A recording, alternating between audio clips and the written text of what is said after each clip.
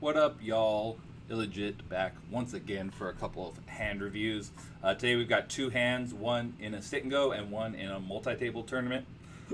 Both one on the stone bubble in the sit-n-go with three left in a six-man tournament, and then the other, which is the hand we're looking at now, is a multi-table tournament with about five to go to the money. And both scenarios are, have heavy ICM implications and are, that you need to understand, and and actually are somewhat unique in certain ways, especially the sit and go one. The tournament one is more fairly standard, but it illustrates a point that I think is sometimes not fully understood by people who, once they start learning about ICM. So, for example, they like if you start learning about ICM and then you just take the lesson to be okay. When others jam, I just have to fold really tight when I'm, like a mid, not the shortest, but like middling stack, or like when I'm like third shortest or something, approaching the bubble, which that's obviously partly true to a degree, but basically people overlearn that lesson sometimes and then start folding hands that they're not supposed to be folding, and fold too much. And so I think this is a spot where someone could do that theoretically. So let's look at the situation here. So if you look at the stack distributions here, there's one 20x stack, 20 big blinds, and then there's 8, us with 8, 6, 11, 10, 12, 9. So all extremely close, even at our table. This is in this tournament 18 pay and there's 23 left, so we're still 5 off of the money. And it's also critical to look at stack sizes on other tables, because the relative stack distribution of all the stacks matters for your decision. And I did before making this, and there was 2 stacks basically bigger than this shortest guy, but still shorter than me. So like who that had about 21 and like 22,000 each, so they were in the 7 big blind range, and then a few more at the other tables who were similar to us, at around 25, 26. So lots of stacks, very like even at our table, all these who have slightly more than us are still pretty close. And then at the other table, there's a few, but no like super small stacks, none that are like 1 or 2 or 3 big blinds. All around the same, between 6 and 8, like so very close. Not a lot of room between us, and that's very critical, because if you're 5 off the money and there's like 5 stacks that have like 1 to 2 big blinds, that's different than if you're 1 off the money and the 5 shortest or 6 shortest stacks all have around 6 to 8 big blinds or whatever, which is more the scenario we're looking at here, because there's more ICM pressure in the second case. If you have 8 and there's a bunch that have 1 to 3, then there's a lot more ICM pressure, because it's pretty likely that they're going to bust and go out before you. Okay, but in this scenario, like I said, the stacks are a lot closer and no one's super short. Okay, so now this guy jams.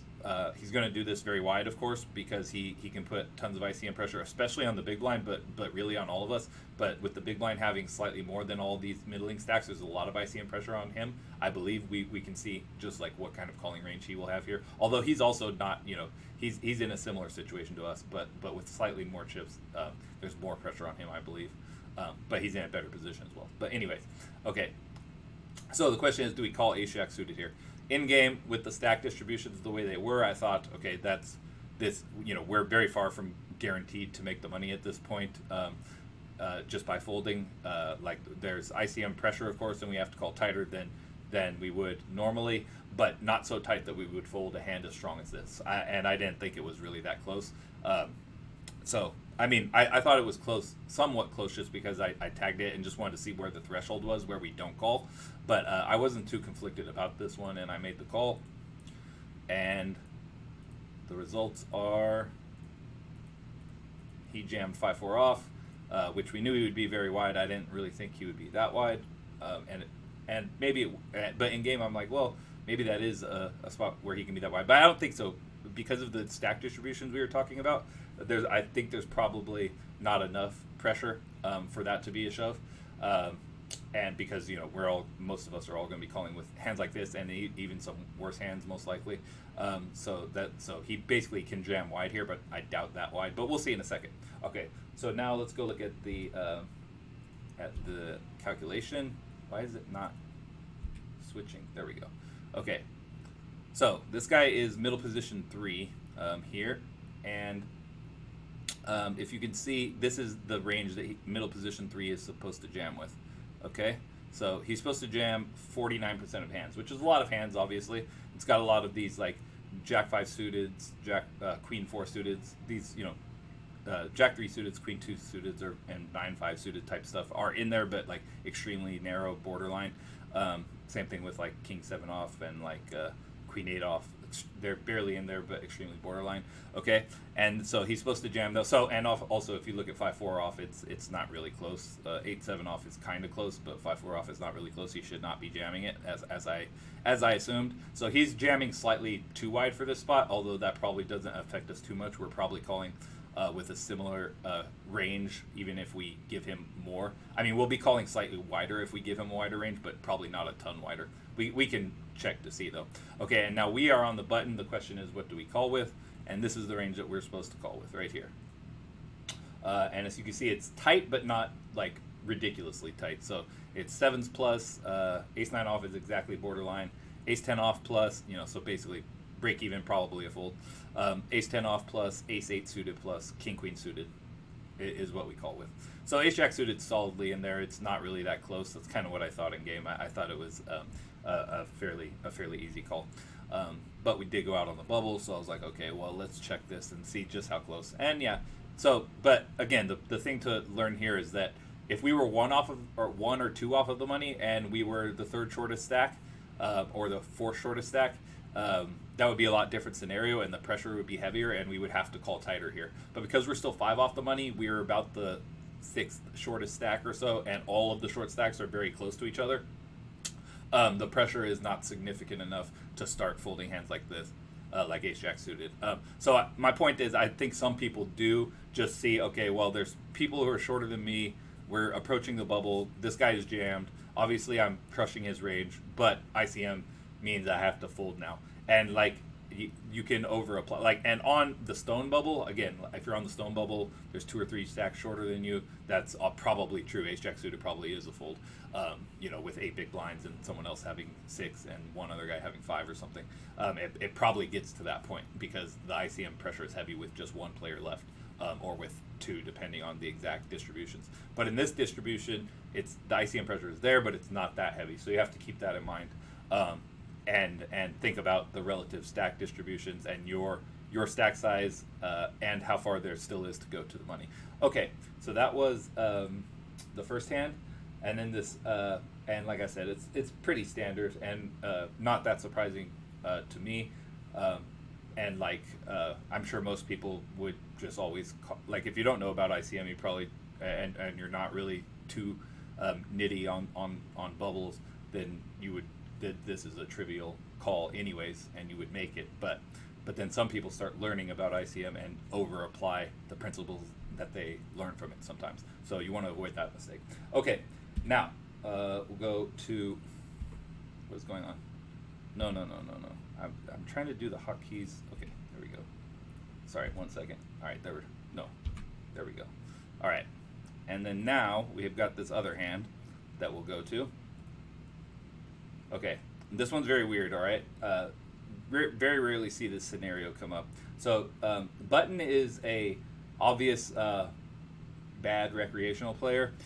He is, so far, he's like only limped and called pre-flop like the whole game. He's running at 35-0, which means, it's playing 35% of its hands and raising first in 0. So he was doing a bunch of limping and flatting. And then here again, so now he's down to 2 big blinds, and we're on the stone bubble. This is a $50 6 max. So 2 people get paid, second doubles their money, first quadruples their money, third gets nothing, right? That's the structure. Okay, so heavy ICM, of course, here, and we have to jam. If he were to fold here, we would have to jam quite tight. Not so tight that we would fold this, I don't think. Like, we would probably still jam this even with him there, although I'm not sure. But that's not what happens in this hand anyway. So I calculated it for like what happens in the actual hand. In the actual hand, he limps.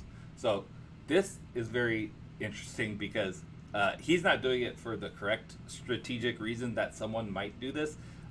Because basically what someone might do here, like an advanced player, they could conceivably limp something here, and then if I jam and this guy calls, they fold, and and basically, this guy has a chance to bust me now, and they eke into the money, right?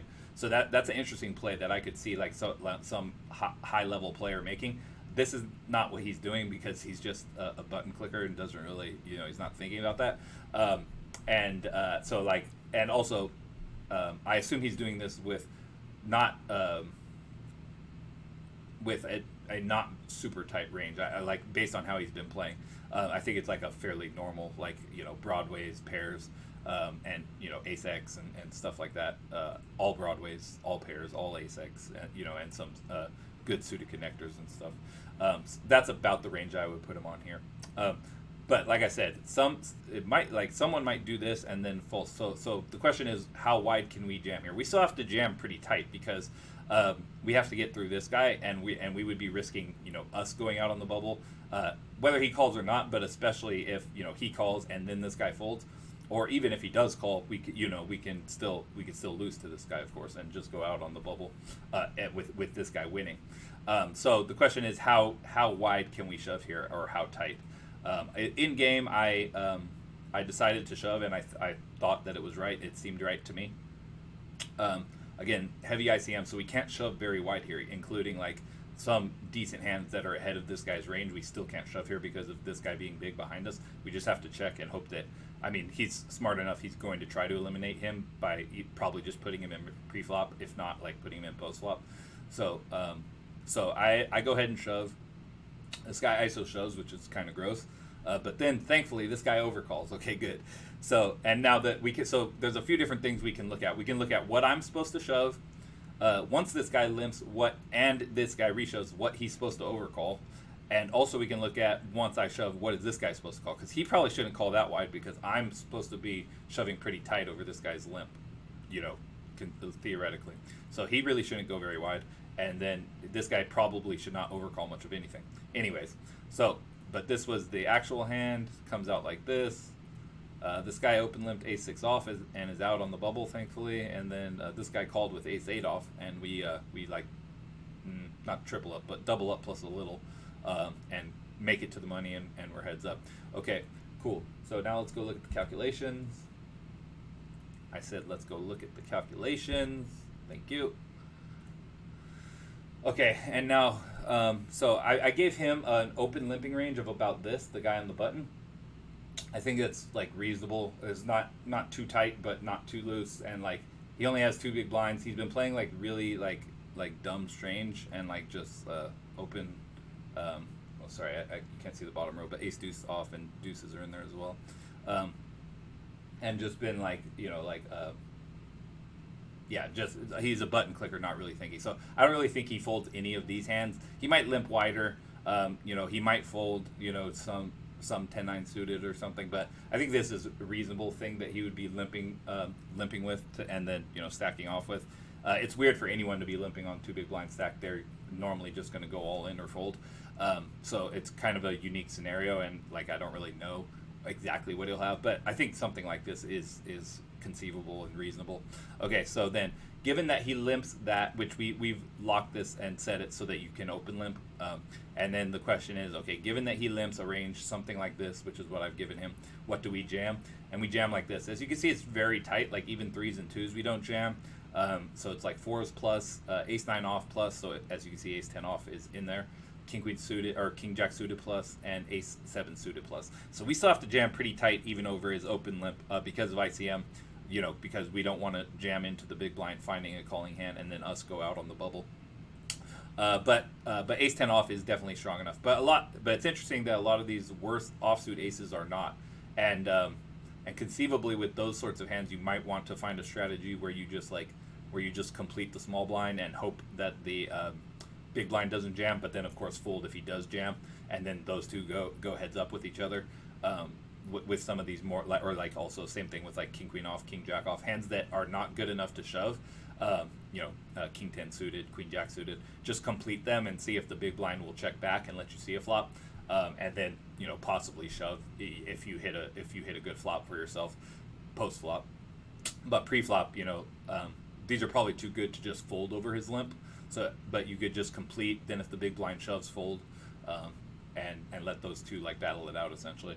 Okay, so I think that's probably what we should do. But ace 10 off is good enough to shove it, which is what we did. And so we're shoving 12% of hands over his limp, and then the big blind is calling only about that same 12% of hands, although it's slightly different structure. So and then what he's calling is this range: fours plus, ace 9 suited plus, ace 10 off plus, and then these suited broadways, jack 10 suited through king queen suited. All of the suited broadways essentially, but none of the offsuit broadways. Okay, so he called too wide. Ace 8 off is a quite losing call against us, unless we ourselves are shoving too wide, which in real life we might be. We might be shoving 3s and 2s, for example, over his limp. I'm not sure if I would have. But if at equilibrium though, ace 8 off is losing, and probably even if we open my shoving range up a little bit, it probably still is losing. So that's probably wrong. But so he should call something like this. But then once I shove and he calls or reshoves, then Button is only supposed to call with aces. He's supposed to fold kings on 2 big blinds, which is crazy if you think about it.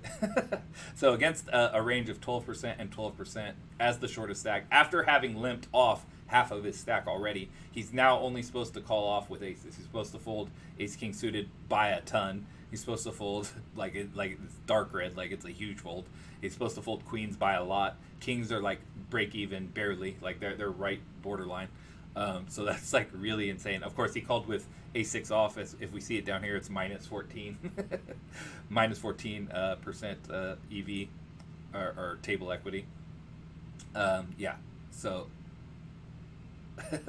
So like that's just like a very weird spot. But like again, you can see why someone might do that if they had a better range construction, and like limping with certain hands to limp fold when it goes shove. But he had the opportunity to actually do it. It wouldn't have worked, and he would have just been short because I would have doubled up through the big stack. But generally, the big stack will have a pretty tight range, and like we'll be battling it out with 2 similar hands, and now he has a chance to eke into the money by just folding with his ace 6 off, and that would have been a kind of like a Machiavellian, maybe like next level play if he did it by limp folding his 2 big blind stack. But because he's just a button clicker, he limped, and then like the best thing that could happen for him, me shoving and me getting called, happened, and he still didn't take advantage of the scenario by then folding his ace 6 off, but he called and went out on the bubble. So so those are 2 pretty interesting spots, I feel like, and illustrate a lot of concepts relevant to ICM, and help to start getting us thinking better about how to make decisions in those spots. So if you like the video, go ahead and like and subscribe. Follow me on Twitch. It's twitch.tv/the illegit. I stream poker tournaments sometimes, but also DTO, poker strategy study lessons sometimes. So check me out on there, and we'll catch you next time. Peace out, homies.